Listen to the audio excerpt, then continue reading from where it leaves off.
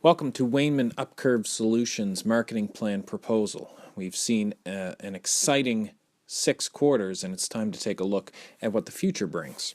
Upcurve Solutions is on the brink of financial freedom. We have made significant investment in the future growth of this company, with a lot of money going into R&D, which has helped us develop the brands that you have seen performing over the last few quarters.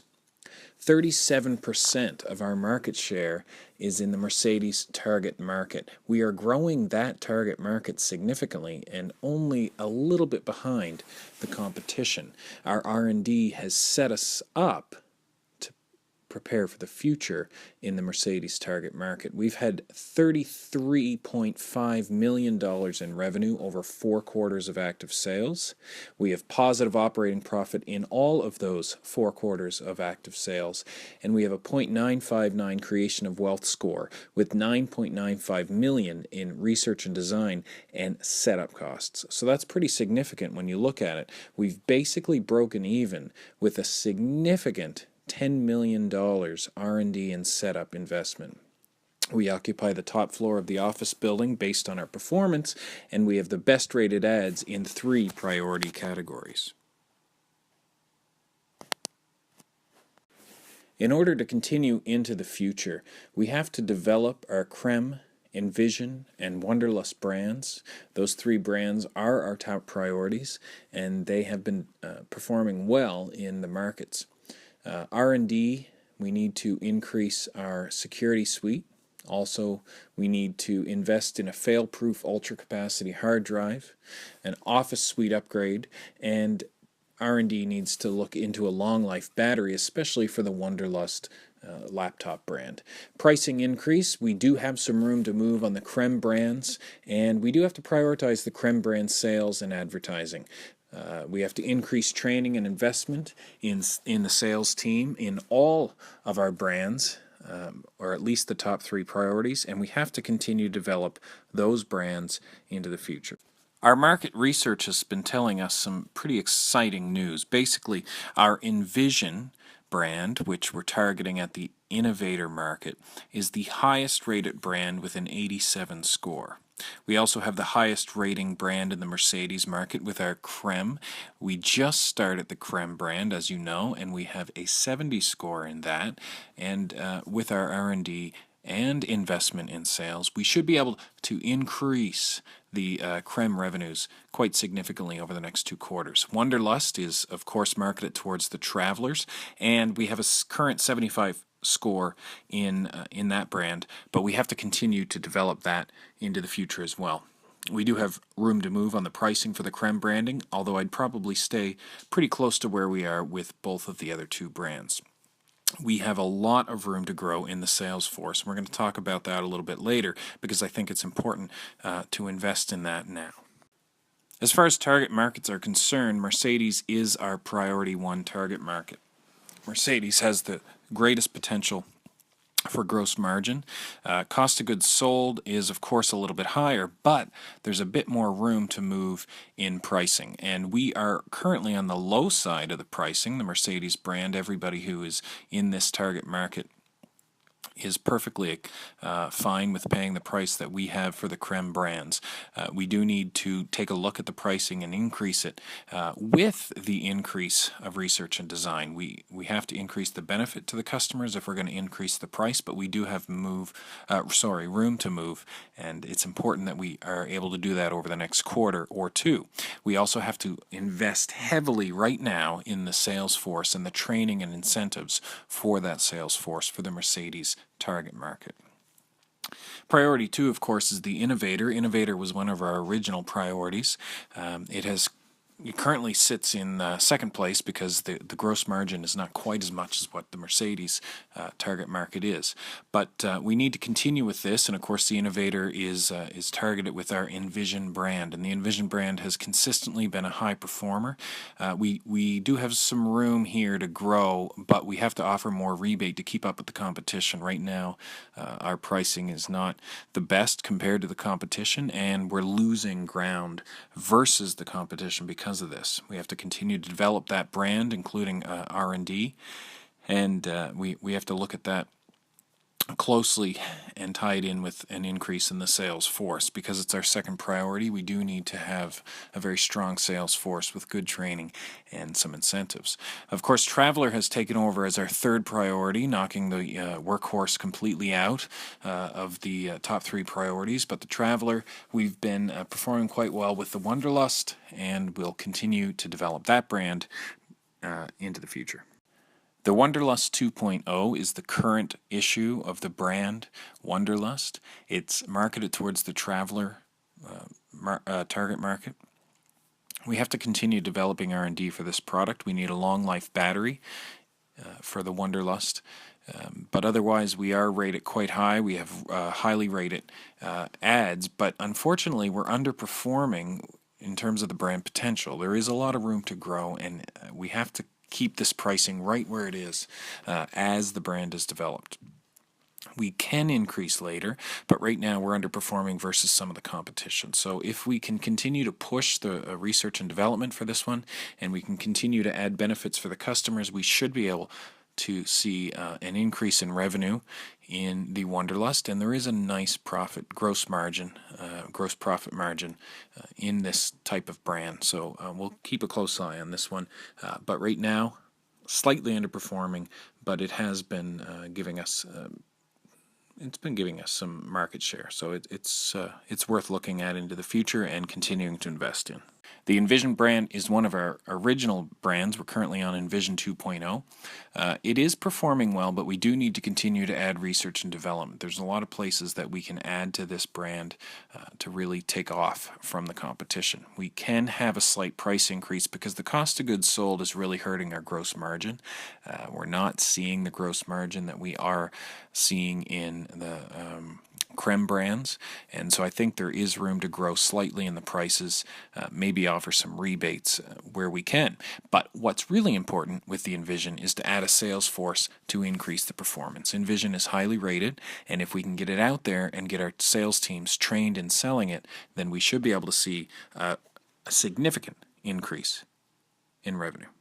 The creme line is performing very well. We have a great gross margin on this product, and we have room to grow in the prices. So the gross margin is going to look even better in the future. We're going to focus on this one. This is our priority one line. Now, we are not seeing as much performance from the laptop version, the Petite Creme, but the Creme itself, the desktop version, is performing very well. We'll keep the Petite Creme going because we're not losing money on it, but we're going to focus a priority one on our desktop version of the Creme. And I think we can increase the prices pretty significantly because the Mercedes brand is telling us in our market research that we have some room to grow in prices, and they will still pay for it as long as our R&D keeps up with it. Our market share opportunity, right now we have 37% of the market share, which is pretty impressive. Of course, Pekinen has 42% of the market share, and we want to overtake that and take some of theirs away. So we're going to have to look at what they're doing in terms of advertising, in terms of sales force, in terms of where they're doing their sales, whether it be in North America or some of the other world regions.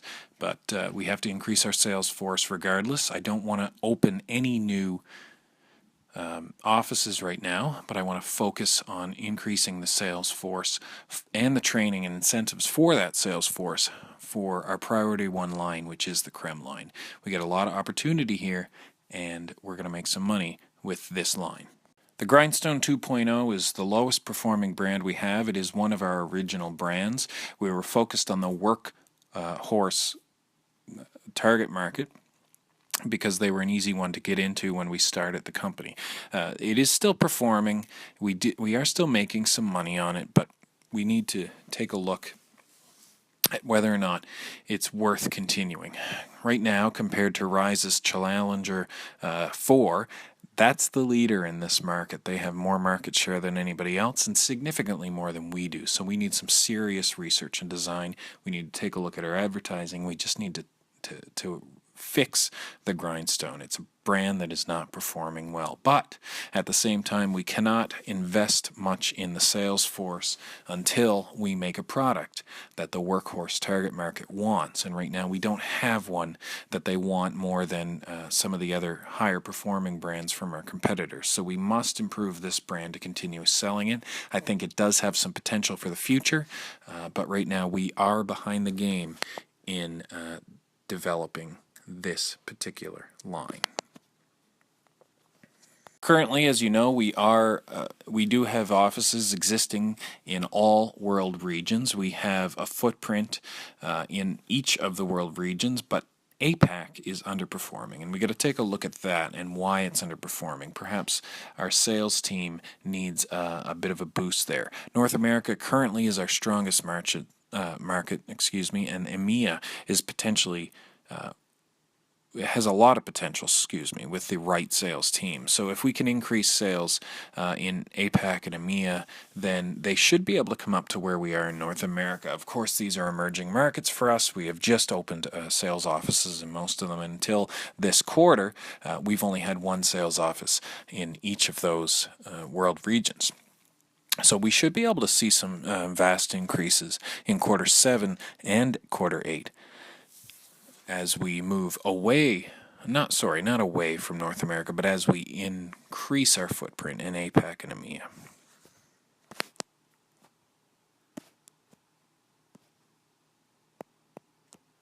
We have some sales office growth potential in Sao Paulo, Mumbai, Sydney, Warsaw, and Johannesburg. But currently, I think the best opportunity here is in our existing offices. We need to hold off on sales office development. The cost is too high for where we are, and we've already invested a lot into the future. So now's time to have our revenue make the money that we need to pay back all of that investment in the future.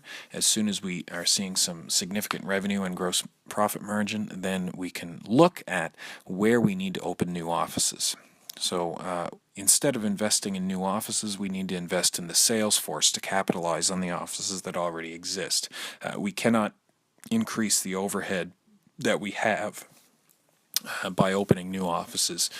Instead, we should focus on sales force, which is, of course, unit producing, meaning that they have a direct influence on revenue, whereas sales offices are non-unit producing expenses. Our current sales force is much smaller when we compare it to the competition, and that's a concern for me. So first of all, we need to increase the training for our sales force, the existing sales force, but also the incoming sales force, including some onboarding. If we can offer some incentives, then maybe our sales force will be able to perform a little bit more than they have been already. If we can increase the size of the sales force in terms of service, I think we will have a leg up on the competition. And if we can increase the sales force of priority brands, especially the Creme and the Envision, then we should see those brands take off due to that increase in sales force. So this is really important that we take a look at this and invest in the future by motivating our sales force. Our advertising is currently rated the best in 3 priority brands. Our 3 priority brands, including the Mercedes, the Innovator, and the Traveler. But it's important to note that it is not; those advertisements have room to grow, and if we are complacent, then the competitors will overtake us in those ratings. So it's important that we continue to invest in developing those advertisements. But we cannot recreate the wheel. We have something very good going, so small tweaks just to make it a little bit better each time, and we should be able to capitalize on the fact that the potential clients, and the target markets are really enjoying our ads and responding well to them. When we look at the competition, we've actually been performing quite well despite a 6th quarter with significant investment, and we did have a lot of investment in the 6th quarter. We were able to maintain basically a break-even in the wealth score. We have a cumulative total performance that is the highest versus all the competition, so we are performing better than everybody else overall over the last 6 quarters.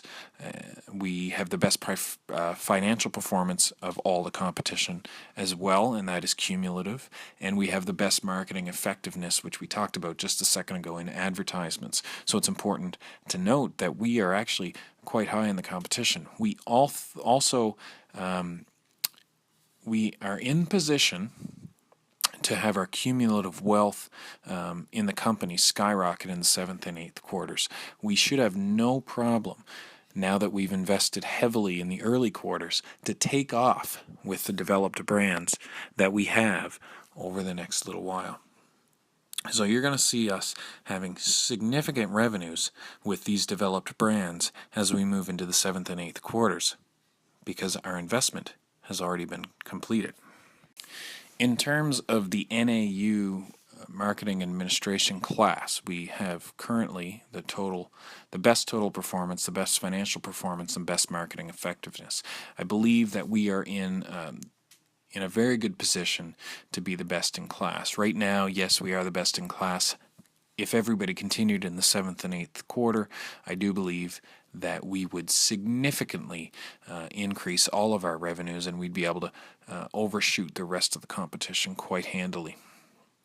So it's been a really great class. It's been a great simulation. I've really enjoyed playing the game, and it's nice to know that everybody's put in their all, but it's always nice to come out on top, and it certainly was my goal from the beginning, was to come out on top of this game. And each quarter I was able to study a lot about what the competition was doing, whether it be in the simulation or whether it be in the classroom. But I was pretty happy with the results of this, but it took a lot of work, and it took a lot of planning and many hours looking at the simulation. And I would say that of all of the assignments in this class, this one took the most amount of time, which makes a lot of sense, because this really was a simulation of work, and obviously work is not something you can just whip off in one sitting. So being able to take a look at the marketing research, and to take a look at the advertising, and how the competitors